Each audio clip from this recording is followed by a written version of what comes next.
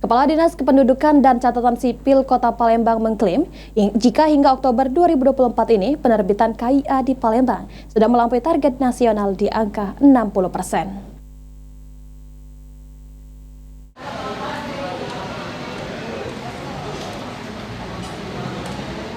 Sesuai dengan Peraturan Menteri Dalam Negeri Nomor 2 Tahun 2016, saat ini Dinas Kependudukan dan Catatan Sipil Kota Palembang terus lakukan percepatan penerbitan Kartu Identitas Anak atau KIA lantaran di tahun 2024 target nasional penerbitan KIA di angka 60%. Kepala Dinas Kependudukan dan Catatan Sipil Kota Palembang, Dewi Isnaini, mengatakan berbagai langkah saat ini dilakukan untuk percepatan penerbitan KIA di Palembang, seperti bekerja sama dengan fasilitas kesehatan, sehingga anak yang baru dilahirkan bisa langsung dibuatkan KIA, dan melalui kelurahan dengan syarat surat keterangan lahir dari rumah sakit dan KTP ibu. Dengan langkah yang dilakukan tersebut, penerbitan KIA di Palembang sudah di atas angka 60% yang ditargetkan nasional. Melaporkan ke kita karena syaratnya itu mudah KIA itu.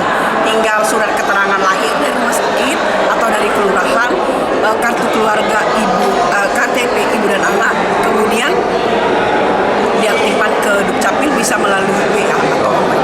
Kalau sejauh ini berapa persen Bu yang udah bikin KIA di Palembang nih? Kalau kita sudah capai target, Udah capai. target 60, kita sudah lebih dari 60. Anugrah Sandi Pratama, PAL TV.